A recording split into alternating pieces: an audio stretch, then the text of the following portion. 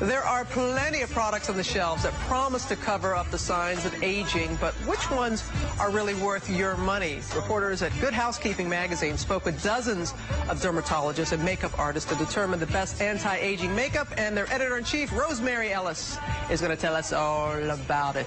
Good here at the morning. Smart Screen here. We're smarties. We are smarties. Okay, let's start right here because how your reporters were really working on that. And so when we're still talking about these fine lines and wrinkles and what to do, it's just such an issue for so many people. It is, and there's another ingredient that you can look for that's actually, it's peptides. That's a protein, and what peptides do is they help the synthesis of collagen in your skin, and they also make antioxidants more effective. This Mary Kay it's a lightweight moisturizer, has it in it.